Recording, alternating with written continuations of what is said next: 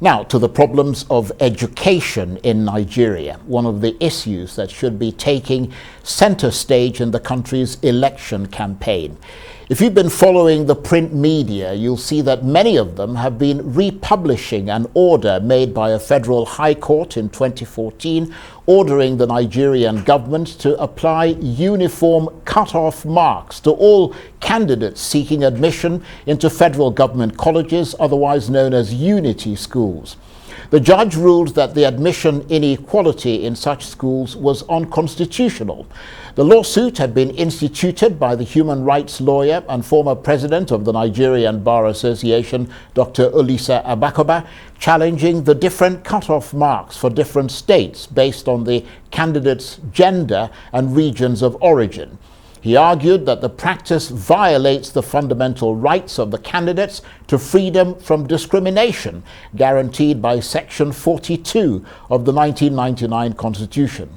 But though he won the argument, the court order is yet to be implemented because the case has been stuck in the appeals system for the past 6 years. So what's the background to this story, and what happens next?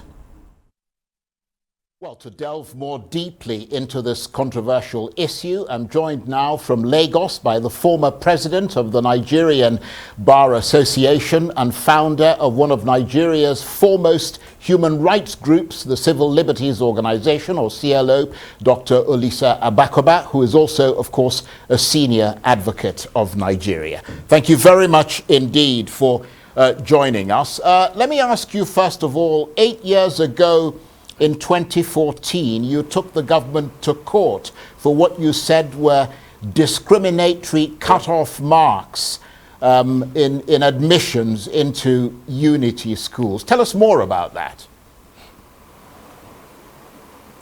Yes, I did that, and the judgment came down on the 17th of December, 2014. Now, my grievance was captured by Section 42 of the Constitution that prohibits discrimination on grounds of gender, ethnicity, and I felt that my grandchildren who come from Anambra State would be prejudiced if they have to have a cutoff mark of 139 to get into a unity school. The next one would be Imo at 138, Lagos 133, and then the whole thing comes crashing down. Zamfara for females is 2, for males 4. In fact, in some northern states it's 0. You don't even have to pass. And I thought this was wrong, so I approached the court. And the answer offered by the Attorney General and the Minister for Education was that they were promoting federal character, which was very laughable because federal character has to do with employment, not education. And they were also promoting affirmative action. On both grounds, the court overruled them and held that I was right, and they have since appealed. So the appeal has been dragging for the last 6 years, and that's why nothing has been heard substantially, and I can't even enforce the judgment. So that's where we are with that case. So that was the legal argument that you made in court to support your lawsuit. But let me just pick you up on that issue of federal character principle, which, as I'm sure you know better than I do, is enshrined in the Constitution, and which mandates the government to ensure balance in apportioning the dividends of democracy among Nigeria's diverse peoples. I mean, isn't that the consideration here? No, it isn't, because that has to do with public office appointments. But this is simply education of kids. So they're completely different. It was a point that was made by the government, particularly the Minister of Education. But the judge didn't accept that argument at all. So basically, every state in Nigeria has a different weighted pass mark for the entrance exam. Is that right? Yes. Absolutely. And Anambra has the highest, as I said, at 138, followed by Imo at 137, Lagos at 133. Then it crashes right down to 0 for a lot of states in the north, Zamfara, I recall, is 2 for females and 4 for males. So there's an imbalance, complete imbalance. These are all kids going to the same schools, being required to have different weighted marks to get in. And I thought that was, not good for Nigeria's unity. And of course, there's a way out of all this. It's simply to devolve powers. I don't see what government is doing, as federal government is doing, in education in the first place. So if you have the possibility of devolving education to the states, then each state can set up its own guidelines and criteria, and I think there will be no problem. So whatever state wishes to have high marks for entry, that's good enough. If you wish to keep it, at 0 marks, that's your problem. So I think that this case really hits the point about, restructure and devolution of powers. Yes, I want to the get point to... I expect, our president...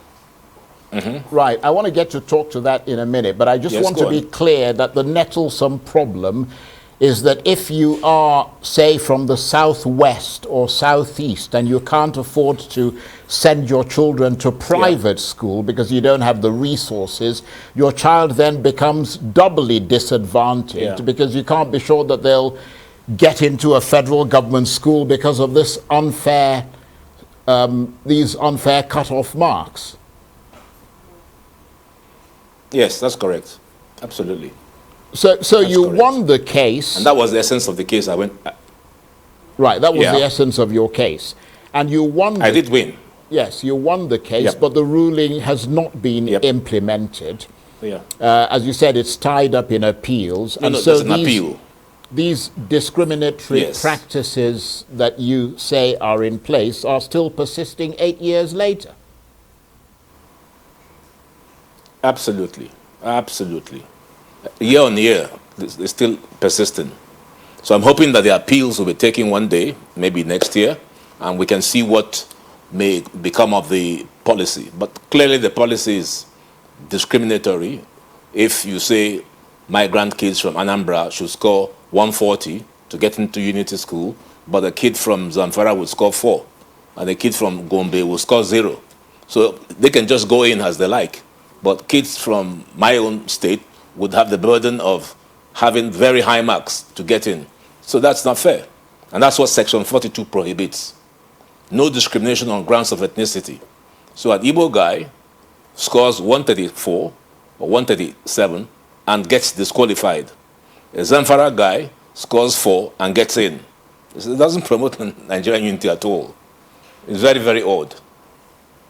Yes, but if you want these schools to be federal unity schools, and the idea behind the schools is that they are sort of model schools for purposes of integrating the people into the school system, then shouldn't you give weighted averages to some communities to allow their members to get in? Because if you don't do that, I mean, Southerners are likely to take everything.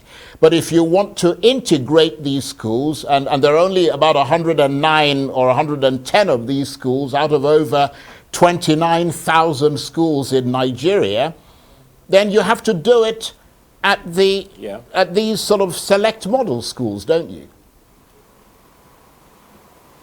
No, but you can't violate the Constitution, can you? The Constitution makes very clear in Section 42 that it abolishes and prohibits discrimination. And it sets out criteria for deciding what is discriminatory practice. One is gender, another is religion, another is ethnicity. So I'm sorry if that is the effect, but the Constitution is superior to the education policy of the federal government that promotes, different cut-off marks. And clearly the judge was able to hold that the Constitution superseded the educational policy of the government in respect of different cut-off marks. But I think the problem can be solved really by the federal government getting out of primary and secondary education. That's the way to solve it. The simple way to solve it is just to say, all states do your educational policy, and then each state can decide what it wants to do. That's the way for me to go. I mean, education largely speaking, is in the hands of the state governments, isn't it? I mean, these are select unity federal schools, and there's only 109 or 110 of them, but education, broadly speaking, is in the hands of the states, isn't it? No, it isn't, because this is only secondary level. Educational policy is set by the federal government, and in some cases, the federal government has primary schools. It sets the educational policy across Nigeria, from primary to secondary to university. So the federal government controls educational policy 100%. The states simply draw from what the federal government does. So my argument is that the federal government should quit, the educational space and return all educational policy issues to the states. So the states can therefore determine what they want to do. So matters of common concern in particular areas can be formulated by states within their zones or individual states. That's the way I see it. But the bottom line of all this is no policy of government is allowed to be contrary to the Constitution, because the Constitution is, as you well know, superior and supreme. So my point is this policy... Yeah, go on. Yeah? Go on. No, I said the policy simply violates the Constitution. Right. So what are the... It violates the Constitution, that's my point. Right, and that's a fundamental point, it has to be said. But what are the advantages of these unity schools? Are they better funded? Do they have better quality education? Better teachers? I mean, why do they seem to be so attractive? I understand that most of them are pretty wrecked, really, in terms of funding and quality. Yes, well, you see, these unity schools come from the missionary schools around Nigeria.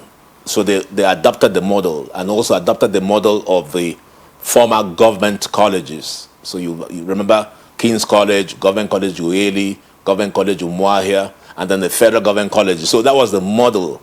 So I think in the beginning, it was probably a great idea, when in fact, you should recall that this was started by the military, not even the democratic governments. So at that time, it was to promote unity. And I don't recall that these weighted cutoff marks were in place. But as we drifted into what we call a democracy, even though I just call it a civilian government, all sorts of things came in. The policy became warped. People used it to put their kids in school. So there's a certain preference, a certain discrimination that people see of those kids that go to unity schools. And as you know, in the budget, they're very well funded. That's another problem too that I raised, but I didn't push it. Now, why should there be special schools? Are these kids who go there special? Is it fair when you have special schools funded by the government in a special way, and then other schools are not? Why don't you simply just allow the private sector, the NGOs, the churches, the missionaries to run the schools just like it was in the 60s? But my big point is that federal government has no business being in education. That's the big point I'm making. Right. They've got other things to worry about. But is there merit in the argument that some states are educationally disadvantaged and others less so? Absolutely, I know that. I went to school in the north, so I'm very familiar with the issues of educational policy. And I think that's the real problem. We can't say we have a national educational standard. Every state has its own challenges. So in the north, the Almajiri problem is huge. And when I was in school in the north, we had actually to do class 7. I did class 7. But in the south, it stopped at class 6. When I came from the north back into the south, I was downgraded to class 5 because the standards were so different. So the way to go is to allow each zone or state develop at its own speed, rather than to pull those states that are perhaps more advanced back to the level of those that are not. That would be unfair to those who are more advanced for historical reasons. So the only way to go, as I say, is federal government stay out of education. Right. So you mentioned the fact that you think that in this context, perhaps restructuring is the answer, allowing each region to, in effect, develop at its own pace. Do you see room and opportunity for that kind of change with this upcoming presidential election?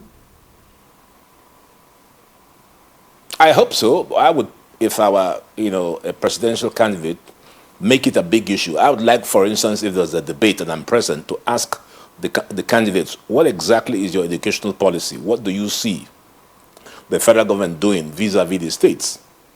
If I were a presidential candidate, would simply announce that we're going to run a very lean federal government. We're going to keep all those things that are common to Nigerians within the purview of executive and legislative authority of the federal government, and then let the states do others. So we will devolve power, a lot of power, to the states. The states are not busy. They just run to Abuja every end of the month to collect their own allowances and do nothing. So the federal government's, it's in the federal government's interest to keep the states very busy. Education, health, a lot of things can be devolved so we can have an effective, lean government at the center, promoting the peace, order, and good government of Nigeria. That is the purpose of the federal government, not to be running primary or unity schools. How can that be the problem of the federal government when we have bigger macroeconomic issues, unemployment, no jobs, poverty? Those are the big issues that the federal government should tackle. Honestly, I feel very strongly about this, that we should have a president coming in, calling the leaders of Nigeria's sub-ethnic nationalities to a conference and decide what the federal government will do and what the states will do, and then pass a bill in the National Assembly so you can devolve powers. Let the federal government concentrate on developmental issues, the big issues, and the states will be given their appropriate legislative function. That's the only way we can break from this morass of poverty that faces Nigeria.